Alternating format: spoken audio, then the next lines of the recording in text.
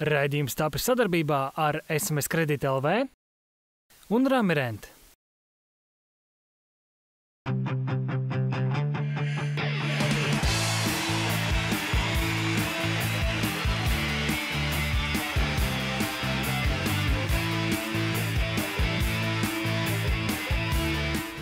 Labdien, dārgie skatītāji! Līdz SMS Kredīt LV futbola virslīgas sezonas noslēgumam atlikušas 11 spēles, kuru laikā arī tiks rastas atbildes uz visiem jautājumiem, kuri būs čempioni un kuri kritīs ārā.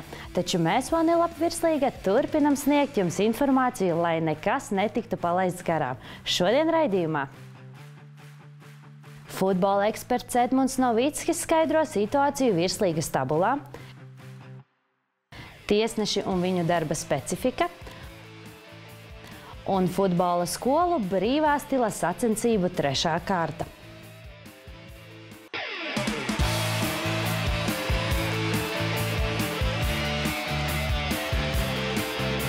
Iepriekšējā kārtā tika gūti 12 vārti. Daži no tiem patiešām izcili, tāpēc kā ierasts raidījuma sākumā atskatīsimies uz visiem gūtajiem vārtiem 25. kārtā.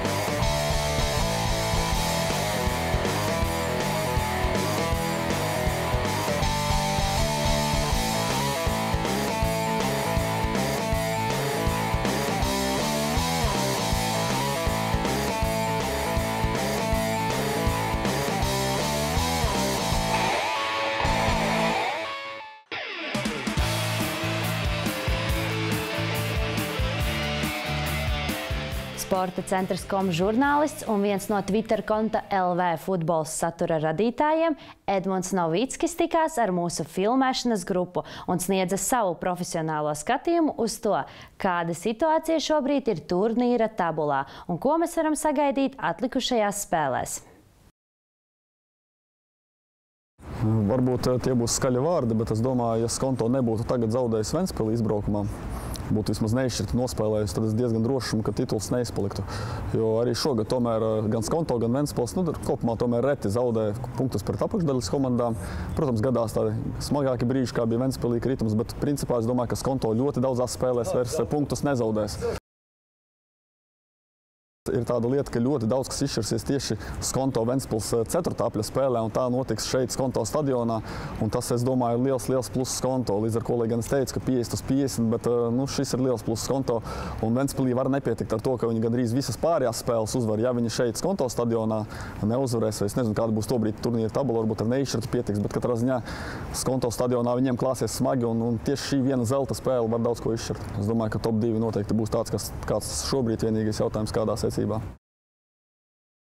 Tagad šajā brīdī, kad es redzu, kā ir turnīrs attīstījies, kāds ir bijušas sastāva izmaiņas, kā ir Jelgava pastiprinājusies, kāds viņam šobrīd treneris Vitālijs Estafjovs. Es teiktu, ka Jelgava ir galvenais favorīts uz trīnieku, uz 3. vietu. Arī Tamas Spērtija nesen izteicās, ka sastāva ziņā labākās ir Ventspils un Jelgava, tātad pieliek šeit Jelgavu klāt. Un šie leģionāri, Polis, Kiprietis patiešām labi pastiprinājumi. Tagad arī Igors Savčenkovs pienācis klāt. Jelgava jau tā spēlē solīdu futbolu, bet ejot tuvojoties sezonas beigām, viņi kļūst tikai un vienīgi spēcīgi. Ja tīri jāprognozē, es liktu uz to, ka Daugavpils paliks 4. vietā starp Jelgavu un starp Liepāju. Lai gan, protams, tur būs sīva konkurence, viss kas var būt. Daugavpils ir tāda pieredzējusi komanda, ir daudz labi pieredzējuši leģionāri. Ja godīgi, viņus man pat grūti novērtēt, viņiem spēle no spēles ļoti atšķiras. Es domāju, ka šī brīža 5. vieta, un it sevišķi tas, ka viņi ir diezgan tuvu tam trīniekam, tas ir pat joprojām ļoti labs rezultāts, ja tā paskatāmies sezonas sākumu, ko visi gaidīja un ko mēs domājām un paskatāmies, kas ir iznācis. Bet, protams, kad cilvēku atmiņa ir īsa un visi tagad patur prātā tikai šo neveiksmīgo posmu Liepājnieku spēlē, es diezgan drošs, ka šis posms tiks pārvarēts, un pēc šīs uzvaras pret Metu sekos arī vēl citas uzvaras gūtie vārti. Es pat domāju, ka Spartaks pēc Gauruča aiziešanas ir kļuvis spēcīgāks. Protams, ne jau tāpēc, ka Gauručs būtu prom, Gauručs ir liels zaudējums, bet tas, ka ir vasarā pienākuši vairāk ļoti vērtīgi spēlētāji, arī viduslīnijā, kur Kravčenko veido spēli, arī Fedorivs un vēl pāris. Un, manuprāt, Spartaks tieši šobrīd ir arī spēcīgāks, ko arī apliecina rezultāts. Spartaks ir uzņēmis formu, Spartaks iet pat klāt šim te vadošajam pieciniekam. Pirmkārt, ja paskatāmies sezonu kopumā, Rīgas Daugava ir diezgan līdzīgs scenārijs kā Spartakam, nogulēts starts un tagad tiek smelts tas izlietais ūdens diezgan strauji un veiksmīgi. Un šobrīd Rīgas Daugava, tāpat kā arī Spartaks pēdējā laikā, spēlē ļoti labi. Un es domāju, arī turpinās to pašu darīt. Iemesli gan ir nedaudz citi nekā Spartakam. Iemesli bija tādi, ka Rīgas Daugavai sezonas sākumā bija katastrofāla situācija ar traumām. Bija lazarete ļoti liela un daudzi vadošie spēlētāji nevarēja spēlēt. Tagad ir atgriezies ierindā Kristaps Blanks jau kādu laiku, lai gan viņš negūst vārdus, par ko pats pārdzīvo, bet te pašā laikā viņš dod rezultatīvas piespēles, viņš ir pamanāms, viņš sāsna spēle. Par Daugavpili gan es teiktu tā, ka par šo komandu var teikt, ka nedaudz beidzies pulveris. Tieši par šo komandu, manuprāt, tā var sacīt, jo sezonas sākumā viņi, manuprāt, tiešām ar entuziasmu, viņam tā bija debija, viņam tas viss bija jauns, šī virslīga, šis līmenis. Viņi pārsteidza patiešām pozitīvi, sakrāja daudz punktus, un man vienu brīdi likās, kā arī redzot viņa organizāciju, man patīk arī viņa treneris Kurbatovs, kā viņš sakārto spēli. Man likās, ka šī komanda var cīnīties pat par sešnieku, man vienu brīdi tā šķita. Bet, diemžēl, pat arī grūti saprast tos iemeslus, bet kaut kādā brīdī šis pulveris ir beidzies. Metas lielākā problēma, kas ir, kā es to redzu vismaz kā žurnālists, Meta nespēja ieķerties punktos. Metas jaunie čaļi, es pat redzu arī, varbūt tas nav gluži par futbola tēmu, bet es redzu, kā viņi Twitterī, ka nereti, teiksim, notiek Champions League vai Latvijas kluba Eirokausos piedalās. Viņi tajā pašā laikā tvīto par kaut kādām citām savām nodarbēm, viņi neseko tik ļoti futbolam, viņi nav iekšā futbolā tik ļoti. Un tas parādās spēlēs, ka viņi nespēja ieķerties punktos, viņi neizprot varbūt futbola burvību, neizprot futbola viltību tai skaitā. Viņi spēlē labi, viņi cīņas paru parāda, patiešām atdot sevi visu. Arī treneris ir ļoti labs, kurš iedvesmo, kurš ir spēcīgs taktiķis, bet trūks tieši šīs izpratnes par futbolu, tādā plašāks redzesloks iztrūks. Jā, par Jūrmalu var teikt to, ka divas dažādas komandas, pussezona tāda, pussezona citāda. Par pirmo pussezonu un pirmo sezonas daļu īstenībā nemaz negribētos runāt. Manuprāt, tas pat bija nebaidīšos šī vārda teikt, ka tas bija kauns Latvijas futbolam.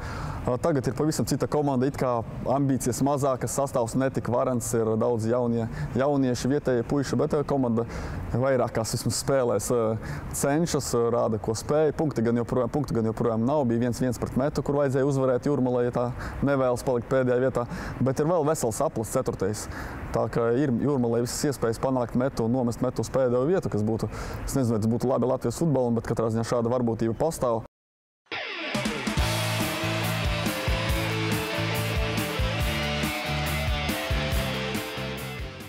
Tiesnešu darbs nevienmēr ir patīkams, jo sakarsētie līdzjutēji, spēlētāji un treneri mēdz savas dusmas izgāzt tieši uz viņiem.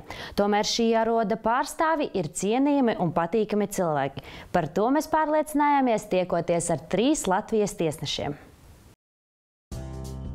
Futbols nav iedomājams bez tiesnešiem, kuri ir ļoti svarīgi personāži futbola laukumā. Mēs tikāmies ar Andri Treimani, kurš ir FIFA kategorijas tiesnesis, kā arī Haraldu Gudermani, arī FIFA kategorijas tiesnesi, un Lauru Treimani, pirmās kategorijas tiesnesi.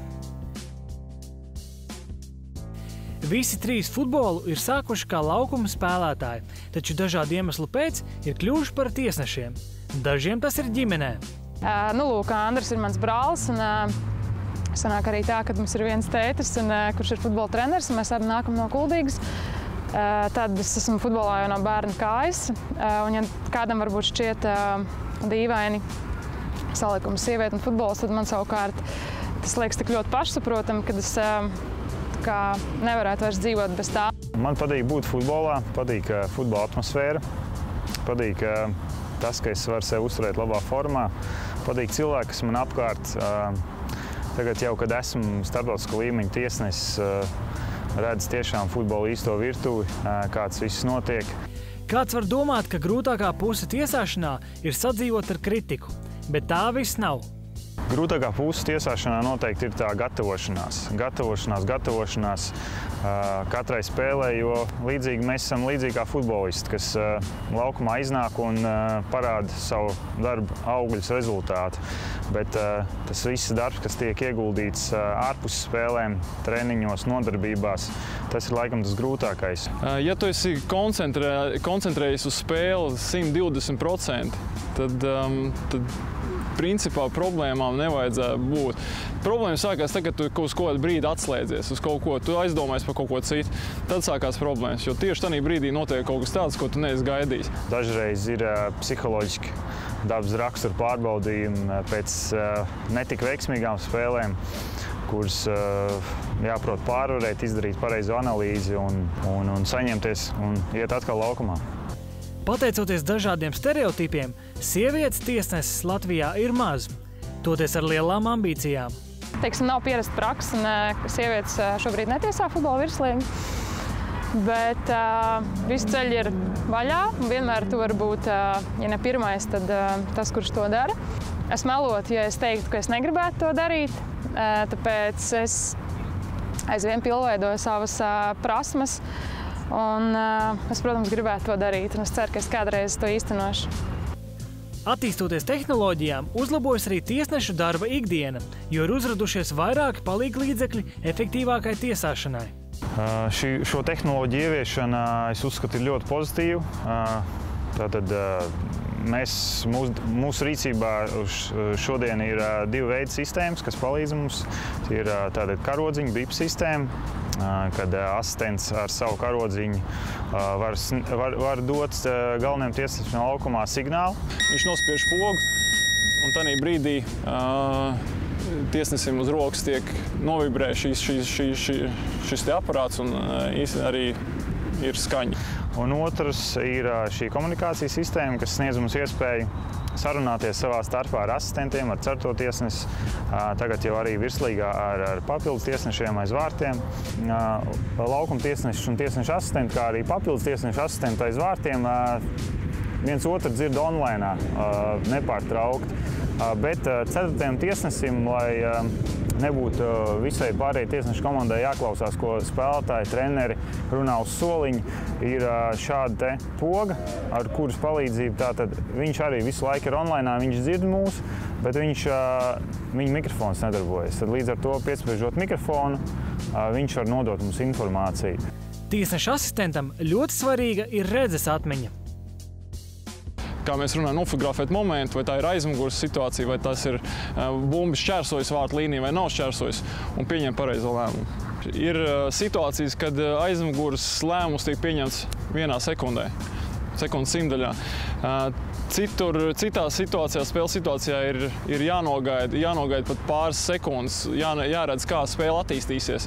Un atkarībā no spēles turpmākās situācijas jāpieņem lēmums, vai tā ir aizmugure vai nav. Vai ir kāda komanda, pret kuru grūtāk tiesāt? Sākumā es gribu piebilst to, ka jo zemāk līmeņa komanda tehniskā ziņā, profesionālā ziņā, jo viņi grūtāk tiesāt ir. Jo tādas komandas, tādi spēlētāji parasti vairāk pievērš uzmanību nevis savām kļūdām, bet tieši kas notiek apkārt. Ja viņam kāds skatītājs viņu nosauc pa muļķi vai pa kaut kādu tūļu vai vēl kaut ko tam līdzīgi, tad viņš tam pievērš uzmanību. Īsti profesionāls tam nepievērš uzmanību. Un kā ir ar kompensācijas laiku? Kā to rēķina? Ir rekomendācijas tādas, ka par vienu spēlētāju maiņu tiek rēķināts 30 sekundes, plus, ja dakteris iznācis laukumā arī plus mīnus 30 sekundes, tad mēs tā apmēram skaitam kopā, cik ir bijušas maiņas, cik reizes nācis dakteris laukumā, vai varbūt ir bijusi kāda cita nepieciešamība apstādināt spēli, un tā mēs rēķinām šo laiku. Tiesneši dažkārt kritizē par to, ka viņi pārāk maigi attiecas pret lamu vārdiem laukumā. Reizēm tās emocijas. Viss futbols mums ir emocijas, tāpēc es domāju, ja tas nepārauga nesportiskā izpausmē, tad es domāju, tam nav jāpievērš uzmanība. Kā jau tas sportā piedienas, ir visai daudz neierastu brīžu. Gan pozitīvi, gan nevisai. Tiesneši ar dažiem no tiem arī dalījās. Spēlētājs bija zaudējis samaņu, un tad vajadzēja centos palīdzēt arī. Tad, kad tu esi blakus un tu redz, ka cilvēks vispār neelpo un ādas krāsa arī mainās, ja, tad sajūties tā nelāgi īsti. Un arī pēc tam tā situācija laukumā, tā atmosfēra, tu jūti tāda, starp spēlētājiem ir tāda mazliet saspringa tās pirmās dažas minūtes. Tas tāds var būt. Tiesājot reiz, es tiešā arī amatieru, līgas. Un vienu reizi tiesājot šādu futbolu, pilnīgi mierīgā spēlē, tātad spēlētājs guva vaļējo lūzumu kājai. Un priekš manis tas bija vienkārši šoks. Un tas bija tas ļoti nepatīkams gadījums. Es atceros visu savu mūžu. Bet pozitīvā ziņā ar tādu kuriozu ir bijis arī, kad kamēr es vēl nebiju atpazīstama kā futbola tiesnesis, man spēlētāji vēl nepazina, tad arī aiziet uz stadionu, uz ģērbtuvēm tā tālāk, un puiši vienkārši jautā, tas ir kaut kāds joks, ko tu āksties. Bet tādā pozitīvā ziņā, un pēc tam viss aiziet, viss ir forši, un mēs izbaudam spēli, un mēs ar prieku izbaudam šo pusotru stundu. Tā kā dažādi piedāvājumi ir bijuši pēc spēles, aiziet pavakariņot, aiziet, varbūt man ir vajadzīga kāju masāža pēc spēles un tā tālāk, bet es to visu uzturu smaidu, tā kā viss ir pozitīvi. Viens no tiesneša galvenajiem instrumentiem ir pulkstenis. Andrim Treimanim uz rokas pat ir 2 tādi. Šis ir kā relikvija. Šim ir kādi 15 gadi, laikam, kad es sāku tiesāt pirmo līgu. Šo pulksteni izmantoju kā laika ņemšanai. Tātad fiksēja laiku, cik ir nospēlēts. Šis pulkstenis arī man dublē laiku, bet viņš arī papildus kalpo kā pulsometrs, kas ieraksta visas manas, fiziskās aktivitātes spēles laikā, iesildīšanās laikā. Tā kā tas kalpo kā pulsometrs vairāk. Tiesnešu darba inventārs tiek glabāts īpašā maciņā, kurā ir viss nepieciešamais, sākot no pildspalvas, beidzot ar izlozes monētu. Tad tas ir tāds maciņš tiesnešiem, kurš ir līdz man uz katru spēli. Te tad ir 2 svilpes, viena svilpa, kur man ir rokās, otra svilpa, šo es izmantoju, man ir tāda slepenā kabatiņa iešūta. Šortos, kur ir tā kā rezerves svilpa, tad ir, protams, 2 kartiņas, arī monētiņa, ar kuru pirms spēles tiek izdarīts izloze, lai noskaidrotu, kur komanda tad sāks un kur izvēlēsies vārds. Ja? Tāda šāda. Ļoti svarīgi ir, lai arī rezerves svilpa ir līdzi, jo bijuši tādi gadījumi, skrienot svilpe tiek turēt šādi uz rokas. Es, piemēram, viņu personīgi arī tur. To katrs tiesnesis tur, kā viņam ērtāk.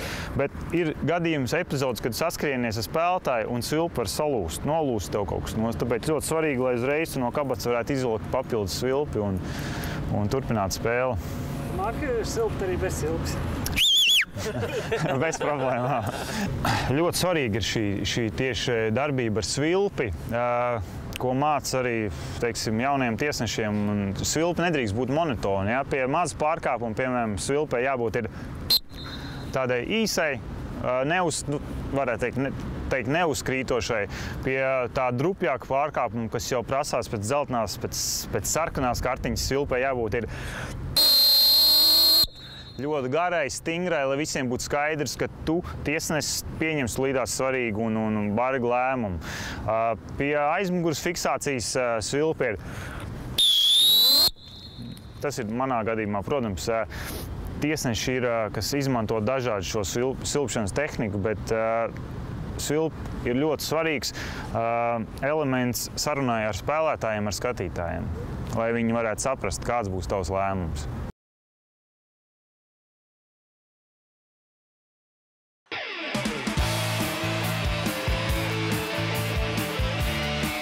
Mēs turpinām futbola skolu brīvā stila sacensību turnīru mūsu raidījumā.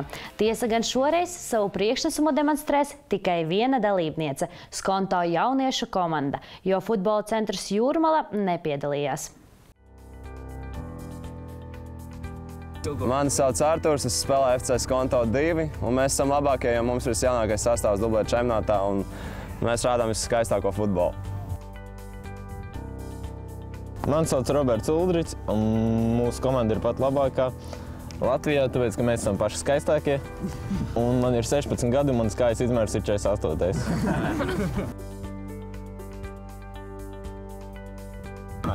Mani sauc Nikita Jankovskis, un es esmu visjaunākais dubleru čempionāta spēlētājs.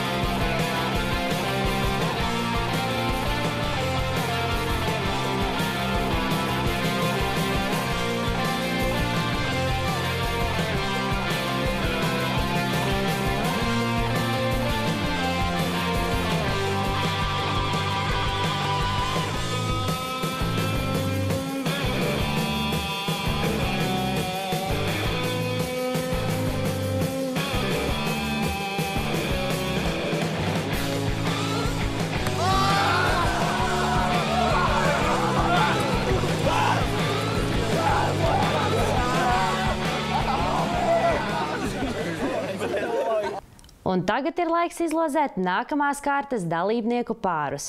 Un tam mēs izmantosim jaunās tehnoloģijas. Sāksim ar pirmo komandu. Pirmā komanda būs Spartaks Jūrmala. Spartaks Jūrmala cīnīsies pret komandu BFC Daugavpils. Un tā kā pēdējā 5. kārtā ir palikušas pēdējās 2 komandas, tam mums nevajadzēs izlozi, un tās būs Daugava, Rīga un Ventspils. Vēlam jums veiksmi, puiši!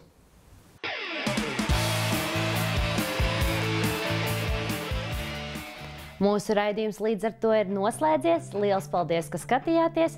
Mēs ceram, ka jums patika un tiekamies atkal nākamajā raidījumā. Visu labu!